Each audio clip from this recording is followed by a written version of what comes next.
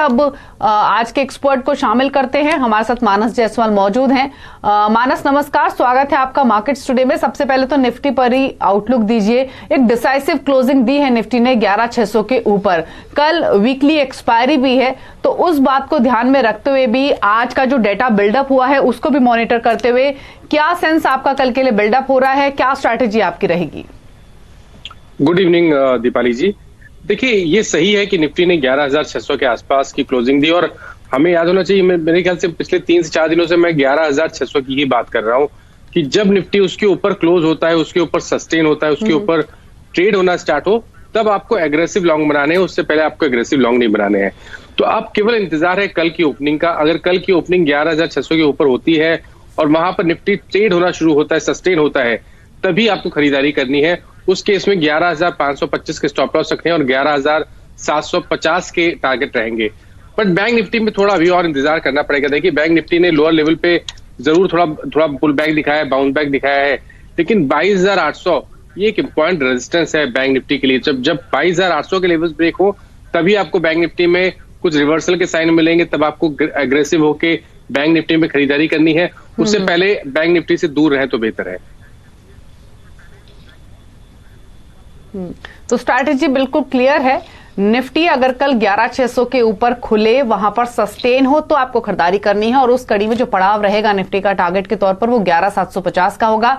Bank Nifty 22,500 के आसपास आज बंद हुआ है। कल अगर 22,800 के ऊपर निकलता है, टिकता है, तो ही आपको खरीदना है। तो ये कंडीशनल बाय है। तो जो लेवल्स मानस ने बताए हैं, अब इन लेवल्स पर पहुंचने की कितनी पॉसिबिलिटी है, ये सेंस हमें डेरिवेटिव डेटा को देखते हुए मिलेगा। इसलिए वीरेंद्र के पास चलते हैं, हमारे साथ मौजूद हैं और जान लेते हैं कि आज के सेशन का जो बिल्डअप है वो क्या इंडिकेशन दे रहा है कल के लिए। बताइए वीरेंद्र।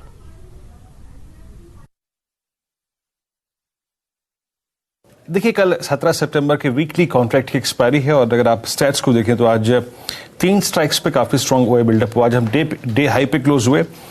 3 पुट्स में 11,500, 550 और 600 में लगभग 45 लाख पुट्स बिकी हैं, जो कि इंडिकेट करता है कि कल के सेशन के लिए 11,500 और 11,540 का जोन एक बहुत महत्वपूर्ण बेस के तौर पे काम करेगा और वीकली एक्सपायरी का बेस हो सकता है ये।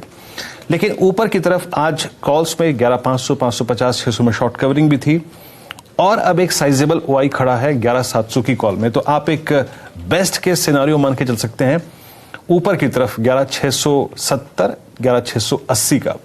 जहां तक निफ्टी बैंक का सवाल है, आखिरी के 1 घंटे में काफी स्ट्रांग मूव आया आज पुट राइटर्स 22,100 से 22,200 की रेंज से उठ के थोड़ा सा ऊपर गए।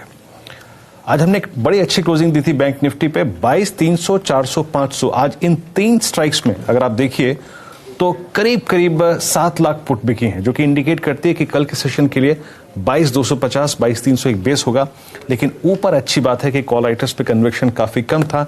एक साइजेबल ओआई, महत्वपूर्ण ओआई खड़ा है सिर्फ 23,000 की कॉल में और 22,800 की कॉल में, यानी ऊपर की तरफ 22,800 और 22,850 तक का स्कोप खुला हुआ है।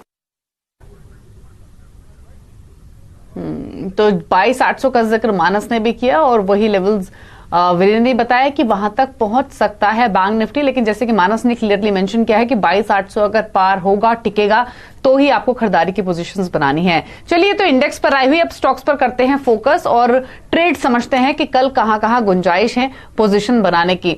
शुरुआत कर लेते हैं इन्फोसिस के साथ, क्योंकि आईटी इस वक्त फ्लेवर में है। आगे का जो अर्निंग आउटलुक है वो बहुत बेहतर हुआ है और इन्फोसिस ने आज रिकॉर्ड हाइज भी छुए हैं। 14 अक्टूबर को नतीजे आएंगे इन्फोसिस के। पिछले क्वार्टर की कमेंट्री बहुत स्ट्रांग थी और साथ ही इंटरिम डिविडेंड पर भी विचार होगा रिजल्ट्स के साथ। मानस, इन्फोसिस पर राय दीजिए कल के लिए। जिन्होंने खरीदारी की हुई है उनके लिए टारगेट्स क्या होंगे और अगर नई पोजीशन बनानी हो तो क्या इन लेवल्स पर एंट्री लेनी चाहिए? इंडिया के नंबर 1 ब्रोकर जिरोधा के साथ जुड़िए, जहां पर आपका ब्रोकरेज कुछ भी नहीं लगेगा। ब्रोकरेज लगेगा तो सिर्फ इंट्राडे ट्रेड में, वह भी सिर्फ 20 रुपए। तो दोस्तों, अकाउंट ओपनिंग की लिंक डिस्क्रिप्शन में है, जाइए लिंक पर क्लिक करके जिरोधा में अकाउंट ओपन कराइए। बिल्कुल, इन लेवल्स पे भी आप एंट्री ले सकते हैं। देखिए दीपाली जी, समझिए, अगर पैटर्न को देखें तो मेरे ख्याल से 2 दिन पहले ही एक फ्लैग पैटर्न का ब्रेकआउट देखने को मिला था। कल एक छोटा सा कंसोलिडेशन देखने को मिला, लेकिन आज फिर से इन्फोसिस में रैली रिज्यूम हुई है और मैं समझता हूँ कि ये रैली कम से कम 1,050, 1,060 के लेवल तक जाएगी। तो बिल्कुल 50-60 रुपीज के अपमूव के लिए आपको यहाँ पर अभी भी खरीदारी करनी है और आपको स्टॉप लॉस 980 के नीचे लगाने हैं। तो बिल्कुल एंट्री ली जा सकती है इन लेवल्स पर भी। 980 के स्टॉप लॉस के साथ यहां पर पोजीशंस आप इनिशिएट कर सकते हैं। डॉक्टर रेड्डीज पर बात करते हैं, जहां पर आखिरी में हमने एक मोमेंटम आते हुए देखा, एक खबर और एक उसका इंपैक्ट, और उसके बाद एक जोरदार एक्शन स्टॉक में बना है। मानस, डॉक्टर रेड्डीज पर राय दीजिए। अगेन डिफेंसिव बाइंग हो रही है और हमने आईटी के साथ साथ फार्मा में भी लगातार बाइंग इंटरेस्ट देखा है ट्रेडर्स का, इन्वेस्टर्स का। डॉक्टर रेड्डीज पर क्या सजेशन होगा? देखिए दीपाली जी, मैं समझता हूँ कि अगर आपको फार्मा में कोई एक स्टॉक जो कि मीडियम या लॉन्ग टर्म या शॉर्ट टर्म के नजरिए से लेना है तो वो डॉक्टर रेड्डीज है। लॉन्ग टर्म के लिए देखिए तो मेरे ख्याल से अभी कुछ मंथ पहले ही स्टॉक ने 2015 के हाईज ब्रेक किए हैं। कंसोलिडेशन देखने को मिल रहा था, लेकिन आज फिर से रैली रिज्यूम हुई है। तो ये तो एक बहुत क्लियर ब्रेकआउट केस है और आप डॉक्टर रेड्डीज में करंट लेवल्स पे खरीदारी कर सकते हैं। इनफैक्ट ये आज मेरा जो इस शो के लिए पिक है वो भी डॉक्टर रेड्डीज ही है उनमें से एक। तो 45-40 ये आपके स्टॉप लॉस के स्तर होंगे और 48-50 ये टारगेट रहेंगे। तो डॉक्टर रेड्डीज मानस का रिकमेंडेशन भी है और 48-50 के टारगेट्स हैं, 45-40 का स्टॉप लॉस आपको रखना है। तो मानस, अब एक स्टॉक तो आपका लीक हो गया जो कि आपने बताया, अब दूसरा शेयर बताइए कौन सा है जो आपने चुना है कल के लिए? देखिए 2-3 दिन से दीपाली जी ऑटो और फार्मा ये फ्लेवर में रहा है और बिल्कुल विनर की तरह निकल के आए हैं दोनों ही सेक्टर। दूसरा ऑटो क्षेत्र से रहेगा स्टॉक बजाज ऑटो का। देखिए बजाज ऑटो में कुछ दिन पहले हमने एक करेक्शन देखा, स्टॉक ने 200 डे मूविंग एवरेज पे सपोर्ट लिया। कंसोलिडेशन के बाद आज फिर से 2990 के ऊपर ब्रेकआउट देखने को मिला है। तो अब कम से कम पिछले हाईज तो बिल्कुल टेस्ट हो सकते हैं। तो खरीदारी करें, 3150 के टारगेट सेट करें और 2990 के आपके स्टॉप लॉस रहेंगे। ठीक है, तो दो ट्रेड जो मानस ने रेकमेंड किए हैं उसमें डॉक्टर रेड्डीज है, साथ ही बजाज ऑटो है। बजाज ऑटो में 3150 के लक्ष्य के लिए आप खरीदारी कर सकते हैं। बजाज ऑटो का जिक्र हुआ है तो टाटा मोटर्स पर भी राय ले लेते हैं, जो कि आज टॉप ट्रेडेड कैटेगरी में शामिल भी था। और मानस, अगस्त में इसने अगस्त सीरीज में काफी स्ट्रांग परफॉर्मेंस दिखाई है। सितंबर में शुरुआत में थोड़ा कंसोलिडेट हुआ, लेकिन अब वापस स्ट्रेंथ दिखा रहा है। 151 के आसपास इसकी आज क्लोजिंग हुई है। क्या करना चाहिए यहाँ पर? यहाँ पर हाई टॉप हायर बॉटम बहुत क्लियर दिख रहे हैं। करेक्शन पे स्टॉक 20 डे मूविंग एवरेज पे सपोर्ट लेके फिर से नया हाई बना रहा है। तो मैं समझता हूँ ये पैटर्न आने वाले समय भी कंटिन्यू रहेगा और यहाँ पर आपको 160 के टारगेट सेट करने हैं। करंट लेवल्स पे भी आप खरीदारी कर सकते हैं। एक चीज मैं मेंशन करना चाहूंगा कि अगर आप देखिए तो टाटा मोटर्स डीवीआर यहाँ पर जिस तरह का आउट परफॉर्मेंस क्वार्टरली बेसिस पे, मंथली बेसिस पे और वीकली बेसिस पे देखने को मिला है, मैं समझता हूँ कि ये out performance Tata Motors DVR में आने वाले समय में भी देखने को मिलेगा। तो इन दोनों में से एक चीज चूज करनी होगी डिलीवरी के लिए, तो वो टाटा मोटर्स डीवीआर रहेगा। 75 के टारगेट आपको देखने को मिल सकते हैं बहुत ही जल्दी और 61 का स्टॉप लॉस रखिए। तो टाटा मोटर्स भी ठीक है, लेकिन अगर कन्विक्शन ज्यादा है तो वो टाटा मोटर्स डीवीआर पर। और इनफैक्ट अगस्त में जहां म्यूचुअल फंड हाउसेस ने जमकर खरीदारी की है mid cap small cap category के शेयर्स में, जो लिस्ट है उसमें टाटा मोटर्स डीवीआर का नाम भी शामिल है। यानी म्यूचुअल फंड हाउसेस ने अगस्त के दौरान अपना एक्सपोजर बढ़ाया है इस स्टॉक में। और मानस का भी कन्विक्शन है कि 75 तक के टारगेट देखने को मिल सकते हैं। 66 के आसपास इस स्टॉक की आज हुई है क्लोजिंग। कुछ और शेयर्स देख लेते हैं और सीमेंट पैक में रामको सीमेंट पर अपनी राय दीजिए मानस। इनफैक्ट सीमेंट पर आपको वैसे भी फोकस करना चाहिए। एक दो दिन पहले इनफैक्ट कुछ हाउसेस की रिपोर्ट्स आई हैं और उनका मानना यह है कि सितंबर के जो सेल्स वॉल्यूम है वो बेहतर रह सकते हैं और आगे के लिए भी जो डिमांड आउटलुक है वो सुधरता हुआ दिख रहा है। प्री इलेक्शन कंस्ट्रक्शन का फायदा, बाकी कंस्ट्रक्शन एक्टिविटीज जो रिज्यूम हो रही है उसका बेनिफिट मिलेगा। रामको सीमेंट बिल्डअप काफी स्ट्रांग, चार्ट्स भी इंडिकेट कर रहे हैं कि शायद ये मजबूती एक्सटेंड हो सकती है। मानस, क्या सजेशन होगा खरीदारी जिन्होंने की हुई है उनके लिए, और अगर नया ट्रेड लेना हो तो क्या करें? आप बिल्कुल सही है दीपाली जी, यहाँ पर बिल्कुल एक क्लियर ब्रेकआउट है और अगर आप जितने सीमेंट काउंटर्स हैं सबके चार्ट्स लगा ले तो सबसे बेहतरीन चार्ट्स आज की डेट में रामको सीमेंट्स के हैं, क्योंकि यहाँ पर एक क्लियर ब्रेकआउट पे बेहतरीन वॉल्यूम देखने को मिला है। आप करंट लेवल्स पे भी खरीदारी कर सकते हैं। करंट लेवल्स पे खरीदारी करिए, 735 का स्टॉप लॉस रखिए और ऊपर की तरफ 825 के टारगेट सेट करें। तो 768 पर बंद हुआ है लेकिन बेहतर स्टॉक है और यहां पर अपनी पोजीशंस अगर आपने बनाई हुई है तो डेफिनेटली होल्ड कर सकते हैं और अगर आप खरीदना चाहते हैं तो भी एंट्री लेने का मौका इस स्टॉक में है, आप इस पर ध्यान दे सकते हैं।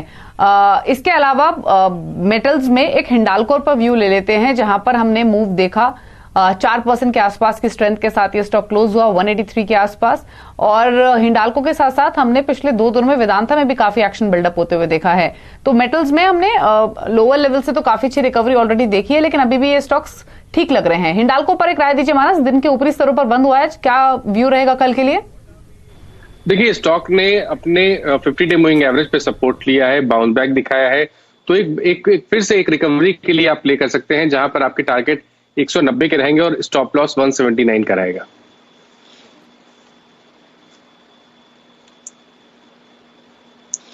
तो ये हिंडाल्को पर राय है, 183 184 पर ये स्टॉक आज के सेशन में क्लोज हुआ है।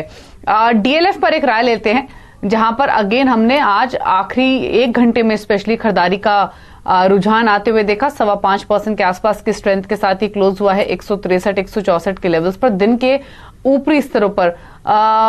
मानस, डीएलएफ यूजुअली तो ट्रेडर्स की पसंदीदा स्टॉक होता था, लेकिन आजकल ही वैसे मूव देता नहीं है रिटर्न्स के हिसाब से, लेकिन आज का डेटा देखते हुए क्या इंडिकेशन मिल रही है? चार्ट्स को आप कैसे रीड कर रहे हैं? क्या सजेशन होगा कल के लिए?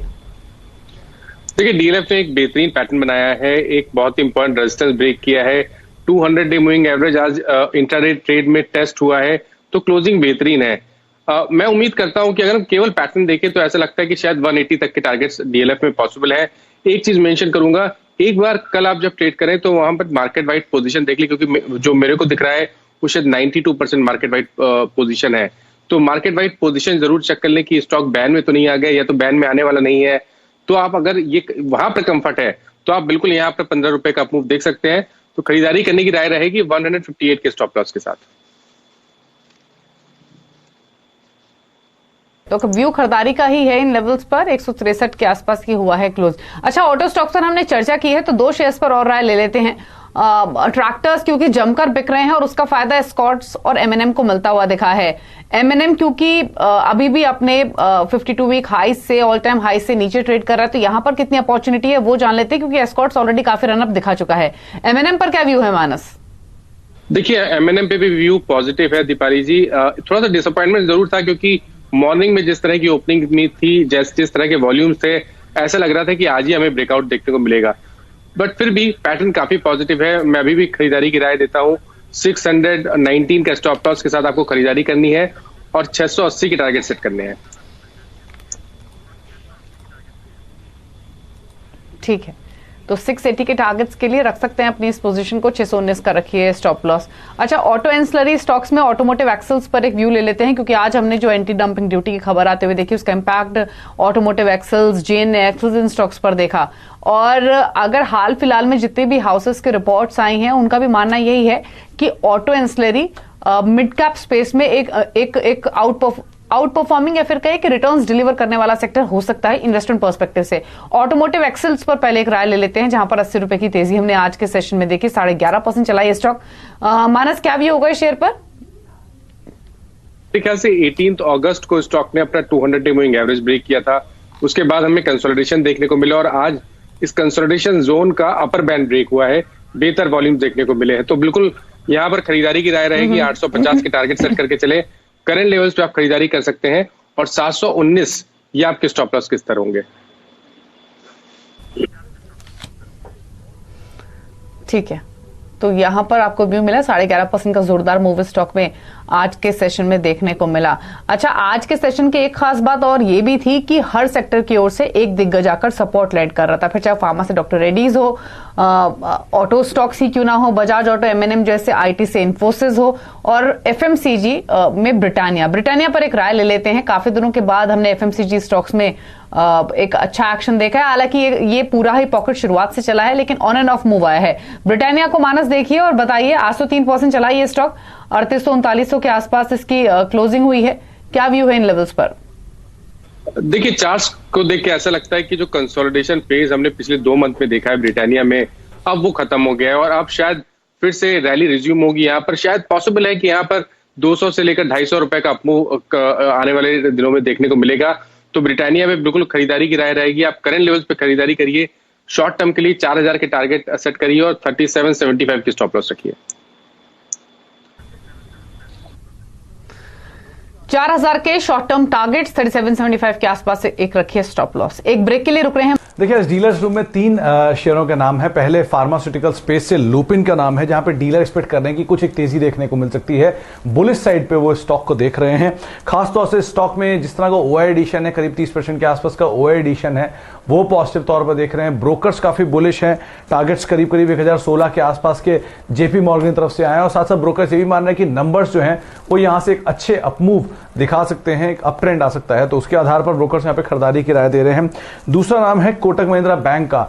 डीलर्स को लगता है कि बैंकिंग स्पेस में एक शॉर्ट कवरिंग का बड़ा कैंडिडेट हो सकता है। खासतौर से शेयर करीब 10% के आसपास करेक्ट हुआ है सीरीज में, तो हो सकता है यहां पर कुछ शॉर्ट कवरिंग बनते हुए दिखाई पड़े। ओपन इंटरेस्ट के लिहाज से भी करीब 20 लाख नए शेयर्स में आज जुड़ते हुए दिखाई पड़े और साथ ही साथ एक बड़ा पुल बैक ये बैंकिंग निफ्टी बैंक के साथ पार्टिसिपेट करता हुआ दिखाई पड़ सकता है, तो यहां पर भी आप नजर रखें। करीब 30-40 रुपए का एक अपसाइड वो यहां पर देख रहे हैं। इसके अलावा मिड कैप स्पेस में जो कंपनी है वो है बीएससी लिमिटेड। बीएससी लिमिटेड में मल्टीपल ट्रिगर्स कामकाज कर रहे हैं, तो वैसे ही शेयर आज अपने नए हाइस पे पहुंचा है। साथ ही साथ इस स्पेस में कैंप्स का आईपीओ इसके लिए एक बड़ा ट्रिगर हो सकता है, जिसके आधार पे भी डीलर्स यहां पे काफी बुलिश हैं। सीडीएसएल के मूव की वजह से भी और इस तरह की इन्वेस्टमेंट वैल्यूज है इस कंपनी के पास, उसके आधार पर भी यहां पर एक अच्छी बाइंग होते हुए दिखाई पड़ रही है। डीलर्स का मानना है कि डिलीवरी बेस्ड बाइंग जो है वो काफी ज्यादा है। करीब 40% डिलीवरी आज के सत्र में होते हुए दिखाई पड़ी है, तो आप नजर रखें बीएससी लिमिटेड पर भी, साथ ही साथ कोटक महिंद्रा बैंक और उसके अलावा लुपिन पर भी, जहां पे तीनों पे ही डीलर्स खरीदारी की राय दे रहे हैं। तो ल्यूपिन, कोटक महिंद्रा बैंक और बीएससी पर ब्रोकर्स बुलिश हैं और नियर टर्म में तेजी एक्सपेक्ट कर रहे हैं। शुक्रिया सुमित आपका, वीरेंद्र आपका भी शुक्रिया बताने के लिए कि डीलिंग रूम का क्या हाल है और डेटा डिस्क्राइब करने के लिए। शो को समेटने का वक्त है, इसलिए मानस आपका भी शुक्रिया कल की स्ट्रैटेजीज बताने के लिए, हमारे व्यूअर्स को और अपने ट्रेड्स भी शेयर करने के लिए। तो इसी के साथ मार्केट्स टुडे में तो इतना ही और ब्रेक के उस पार। दोस्तों हम वीडियो स्टार्ट करें इससे पहले मैं आपको बता दूं कि यदि आप लोग बाजार में ट्रेडिंग या निवेश करते हैं और अभी भी ब्रोकरेज के नाम पर अपनी हज़ारों रुपए बर्बाद कर रहे हैं तो अब बदलिए और देश के सबसे अच्छे, बड़े और सबसे भरोसेमंद ब्रोकर जिरोधा के साथ जुड़िए, जहां पर आपका ब्रोकरेज कुछ भी नहीं लगेगा। ब्रोकरेज लगेगा तो सिर्फ इंट्राडे ट्रेड में, वह भी सिर्फ 20 रुपये। और दोस्तों साथ ही आपको बता दूं कि यहाँ पर अकाउंट ओपन कराने के लिए आपको अपना POA यानी कि पावर ऑफ अटॉर्नी देने की कोई आवश्यकता नहीं है, जिसका उपयोग करके हाल ही में देश के एक बड़े ब्रोकर ने 2000 करोड़ का घोटाला किया। तो दोस्तों अकाउंट ओपनिंग की लिंक डिस्क्रिप्शन में है, जाइए और लिंक पर क्लिक करके जिरोधा में अपना अकाउंट ओपन कराइए।